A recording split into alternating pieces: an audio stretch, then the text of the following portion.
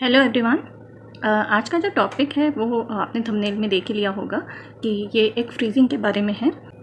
Abroad में तो egg freezing काफ़ी साल पहले से पॉपुलर है, लेकिन इंडिया में ये रिसेंटली थोड़ा पॉपुलर होने लगा है जब से सेलिब्रिटीज़ वगैरह ने भी एग फ्रीजिंग करवाया। स्पेशली जो प्रियंका चोपड़ा की अभी बेटी 2022 में जो बॉर्न हुई थी, जैन 2022 में, अब 1 साल की हुई है, वो भी इसी प्रोसेस के थ्रू, आईवीएफ के प्रोसेस के थ्रू हुई थी। सेरोगेसी तो था ही, ठीक है, सेरोगेट मदर भी थी, लेकिन जो प्रोसेस था वो भी आईवीएफ के थ्रू था, क्योंकि इसमें एग फ्रीजिंग करवाया गया था। और एग फ्रीजिंग तब हुआ था जब प्रियंका चोपड़ा सिर्फ अपने अर्ली 30s में थी, क्योंकि उस टाइम पे जो एग क्वांटिटी होती है वो धीरे धीरे कम होना शुरू हो जाती है। तो इसलिए प्रीफर यही किया जाता है कि 35 से पहले या तो एग फ्रीजिंग हो जाए या तो आईवीएफ ही हो जाए।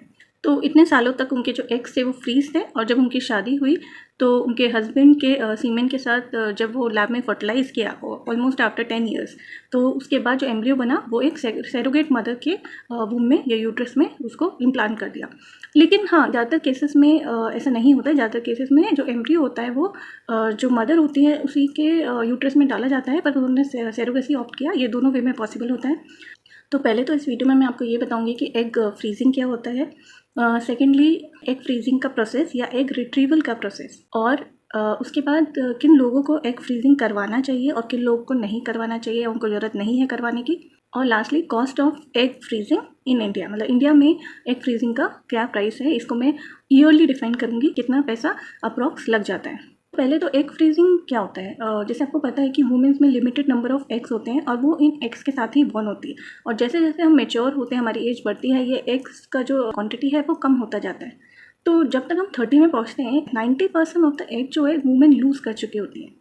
तो ये जो एग्स है 35 के बाद की quantity as well as quantity, मतलब जो AMH लेवल बोलते हैं, ठीक है, और क्वालिटी भी जो है वो काफ़ी हद तक इसकी डिटोराइट होना शुरू हो जाती है, क्योंकि हम मेनोपॉज की तरफ जा रहे हैं, ठीक है, जहाँ पे फिर हमें पीरियड्स ही बंद हो जाते हैं, हम ओव्यूलेट ही नहीं करते हैं।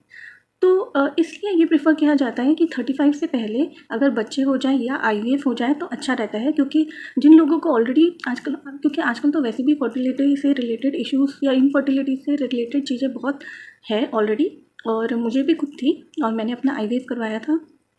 तो जिन लोगों को लेट शादी करनी है या उनको लेट बच्चे चाहिए, ठीक है, लेकिन अपने खुद के एग से चाहिए, ठीक है, वो चाहते, वो डोनर एग्स नहीं चाहते, क्योंकि एक सर्टेन एज के बाद, ठीक है, अगर AMH क्वांटिटी बहुत कम है, ऐसे टाइम पे जो एक क्वालिटी भी होती है वो भी काफ़ी डिट्रॉइट हो चुकी होती है, तो उस टाइम पे अपने एग से प्रेग्नेंट होना पॉसिबल नहीं होता।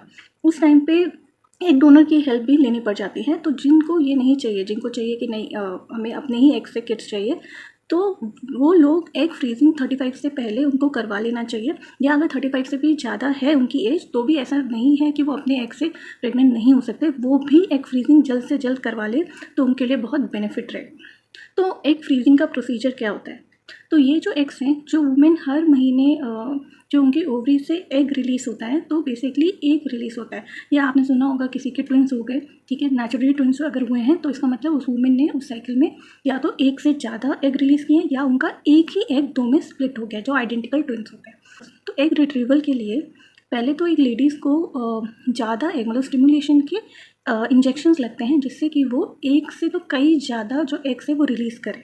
जितने ज़्यादा वो एग्स रिलीज़ करेगी उतना ज़्यादा फ़ायदा होगा। इसलिए मल्टीपल एग्स रिलीज़ करवाने के लिए उनको इंजेक्शंस लगते हैं, जो 13 to 14 डेज़ उनको लग सकते हैं, ठीक है, और उनको एक दिन में 1 या 2 इंजेक्शंस लग सकते हैं, और ये हॉस्पिटल में ही ये इंजेक्शंस लगते हैं, ठीक है। इसमें मॉनिटर भी किया जाता है, मतलब स्कैन होता है, TVS स्कैन होता है कि कितने फॉलिकल्स बने, और मतलब ऐसे करके वो चेक करते रहते हैं। उसके बाद इंजेक्शन स्टॉप होने के 1-2 दिन बाद ही एग रिट्रीवल का प्रोसेस होता है, जिसमें 1 दिन के लिए एडमिट कर दिया जाता है, और उनको अंडर एनेस्थीसिया इंजेक्शन उनका एग रिट्रीवल का प्रोसेस होता है। एनेस्थीसिया का असर ज़्यादा से ज़्यादा 20 मिनट्स या 30 मिनट्स रहता है, और उसके बाद वो होश में आ जाते हैं, लेकिन वो उनको पूरा दिन चाहिए होता है रिलैक्स करने के लिए, ठीक है, क्योंकि वो इतने एक्टिव नहीं होते, उनको बार बार नींद आ रही होती है, इसलिए इवनिंग तक ही जो डॉक्टर्स हैं वो उनको जब सारे वाइटल्स वगैरह उनके नॉर्मल होते हैं तो इवनिंग में उनको डिस्चार्ज कर देते हैं। और इसलिए कोई भी पेनफुल प्रोसेस नहीं होता है इसमें, क्योंकि हम बेहोश होते हैं तो हमें नहीं पता चलता है, क्योंकि मेरा IVF हुआ है तो ये प्रोसीजर मेरा भी हो चुका है। उसी सेम डे डॉक्टर बता भी देते हैं कि कितने जो एग थे, कितने रिट्रीव हुए, उनमें से कितने मेच्योर थे। इनमें से जो मेच्योर एग होते हैं सिर्फ उन्हीं को फ्रीज़ किया जाता है। अगर हम बात करें कि किन लोगों को एग फ्रीजिंग करवाना चाहिए और किन को नहीं, तो जो लोग अपने खुद के एग से किड्स चाहते हैं, ठीक है, लेकिन अभी नहीं चाहते हैं, लेटर ऑन चाहते हैं, कुछ साल बाद चाहते हैं और वो ऑलरेडी अबव 30 है, ठीक है, या लेट 20s में है, तो वो एग फ्रीजिंग करवा सकते हैं। अब किन लोगों को एग फ्रीजिंग नहीं करवाना चाहिए, या मैं रिकमेंड करूँगी कि उन लोगों को एग फ्रीजिंग में अपने जो पैसे हैं वो वेस्ट नहीं करने चाहिए, क्योंकि एग फ्रीजिंग में भी ऑलमोस्ट उतना ही अमाउंट लग जाता है, बल्कि उससे भी ज़्यादा अमाउंट लग जाता है जितना एक IVF प्रोसीजर में होता है। तो जिन लोगों को 35 से पहले किड्स चाहिए लेकिन अभी नहीं चाहिए, जैसे अभी अगर वो लेट 20s में है और अर्ली 30s में है और वो चाहते हैं कि वो 2 साल बाद किड्स करें, तो मुझे नहीं लगता उनको एग फ्रीजिंग की ज़रूरत है। 32 में वो डायरेक्ट अगर IVF करवा लें तो वो ज़्यादा अच्छा है। लास्टली, एग फ्रीजिंग का कॉस्ट इंडिया में क्या है? एग फ्रीजिंग का जो कॉस्ट है वो 1 लाख से स्टार्ट होके 2.5 लाख तक रेंज कर सकता है। ये जो कॉस्ट मैं बता रही हूँ ये फर्स्ट ईयर का बता रही हूँ, मतलब जब पहले साल आपके एग फ्रीज होंगे, पहले साल का जो प्राइस होता है वो ज़्यादा होता है। क्यों?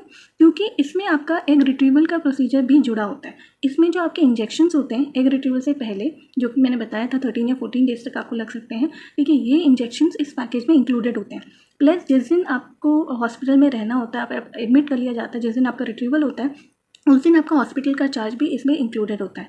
और फिर वो जो प्रोसीजर होता है एग रिट्रीवल का, और उसमें जो डॉक्टर्स आपका एग रिट्रीवल करते हैं उनका जो फीस होता है वो भी इसमें इंक्लूडेड होता है, ठीक है। तो इसमें सिर्फ वो इंक्लूड नहीं होगा जैसे कि आपकी थोड़ी मेडिसिन होगी, लेकिन मेडिसिन इसमें बहुत ज़्यादा नहीं होती है, कम होती है और मिनिमम कॉस्ट की होती है। उसके बाद जो आपके एग जितने रिट्रीव हुए हैं उसको फ्रीज़ करने का कॉस्ट भी इसमें एडेड होता है, इसलिए फर्स्ट ईयर का जो कॉस्ट होता है वो हमेशा ज़्यादा होता है। उसके बाद आप इसको एक्सटेंड कर सकते हैं नेक्स्ट ईयर के लिए। नेक्स्ट ईयर का जो प्राइस होगा उसमें सिर्फ फ्रीजिंग का कॉस्ट लगेगा जो इससे थोड़ा सा कम हो जाएगा। बाकी फर्दर कोई डाउट है, कुछ क्लेरिफाई करना है तो आप कमेंट सेक्शन में लिख सकते हैं। और अगर आपको मेरी वीडियोस पसंद आती है तो प्लीज़ सब्सक्राइब और लाइक कीजिए और अपने दोस्तों के साथ ये वीडियो शेयर कीजिए। तो फिर मैं नेक्स्ट वीडियो में मिलती हूँ, तब तक के लिए बाय।